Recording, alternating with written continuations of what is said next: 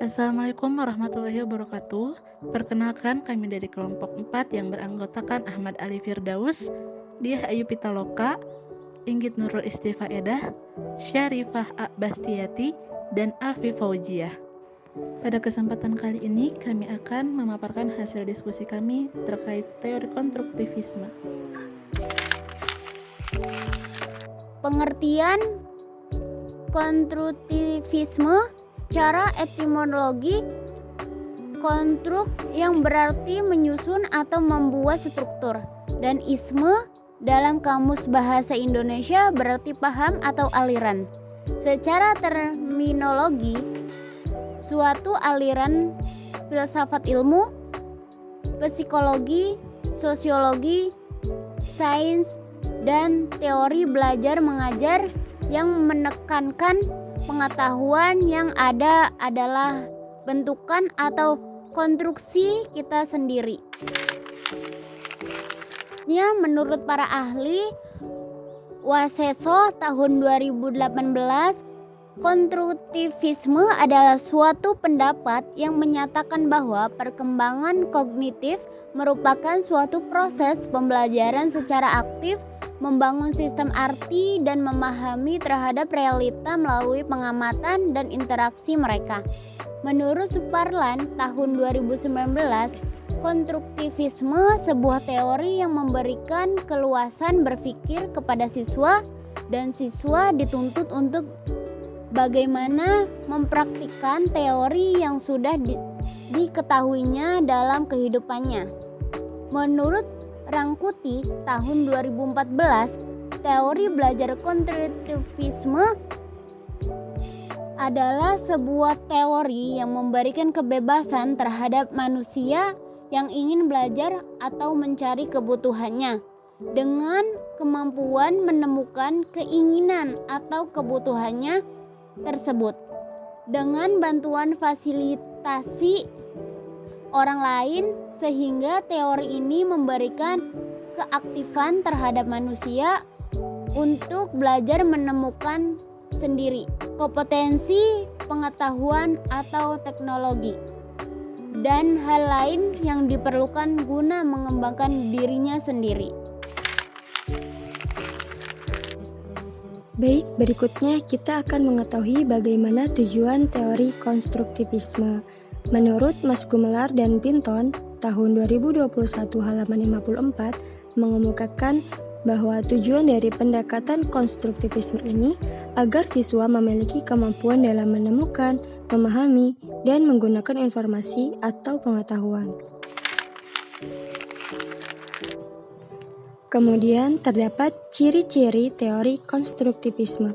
Menurut Saputro dan Putri, tahun 2021 halaman 30 hingga 31, ciri-ciri pembelajaran konstruktivisme dapat dilihat dari prinsip-prinsip berikut. Yang pertama, pengetahuan dibangun oleh sendiri, baik secara personal maupun secara sosial. Yang kedua, pengetahuan tidak dipindahkan dari guru ke siswa, kecuali dengan keaktivitasan siswa sendiri untuk bernalar. Yang ketiga, siswa aktif mengkonstruksi secara terus-menerus, sehingga terjadi perubahan konsep menuju ke konsep yang lebih rinci, lengkap, dan sesuai dengan konsep ilmiah. Dan yang keempat, guru berperan membantu menyediakan sarana dan situasi agar konstruksi siswa dapat berjalan. Dengan kata lain, peran guru ini adalah sebagai fasilitator. Lalu bagaimana manfaat teori konstruktivisme? Di sini terdapat 4 manfaat teori konstruktivisme. Yang pertama, dapat mengungkapkan gagasan secara eksplisit. Artinya, manfaat dari belajar teori konstruktivisme yang pertama yaitu membantu kita dalam mengungkapkan gagasan secara eksplisit. Yang kedua, memberikan pengalaman baru. Manfaat yang tergolong cukup bagus yakni kita akan mendapatkan hal-hal baru, pengalaman baru, dan juga suasana baru terkait gagasan yang kita temui. Yang ketiga, mengajak seseorang untuk berpikir tentang pengalamannya. Artinya, teori konstruktivisme ini secara tidak langsung akan mengarahkan kita pada sesuatu yang baru. Dan yang keempat, memberikan kesempatan untuk mengidentifikasi perubahan gagasan. Seperti yang sudah dijelaskan sebelumnya, Sifat dari gagasan tiap orang bersifat dinamis, artinya berubah-ubah. Baik, selanjutnya ada kelebihan teori konstruktivisme. Yang pertama itu, guru dianggap satu-satunya sumber belajar, tetapi kenyataannya bukan hanya guru satu-satunya sumber belajar. Menurut Agus, tahun 2013 halaman 69. Yang kedua itu, dengan pendekatan konstruktivisme, siswa bisa lebih aktif dan kreatif dalam pembelajaran. Menurut Agus, tahun 2013 halaman 70. Yang ketiga ada pembelajaran menjadi lebih bermakna. Dan yang terakhir, ada pendekatan konstruktivisme memiliki pembelajaran merdeka belajar. Selanjutnya ada kekurangan teori konstruktivisme. Yang pertama, proses belajar yang bukan merupakan perolehan informasi yang berlangsung suatu arah dari arah luar ke dalam diri siswa melalui proses asimilisasi dan akomodasi yang bermuara pada pemutakhiran struktur kognitif. Yang kedua, pendekatan ini berpandangan bahwa siswa merupakan suatu proses pembentukan pengetahuan. Yang ketiga, peran guru. Guru berperan agar membantu terciptanya proses pentransferan pengetahuan pada siswa yang berjalan lancar. Yang keempat, sarana belajar. Pendekatan ini memprioritaskan bahwa peran utama dalam kegiatan belajar adalah aktivitas siswa dalam mengonstruksi pengetahuannya sendiri. Dan yang terakhir, ada evaluasi. Cara kerja teori konstruktivisme. Menurut Suryani et al. Tahun 2021 mengemukakan bahwa penerapan teori konstruktivisme pembelajaran sebagai berikut. Yang pertama, menetapkan tujuan belajar.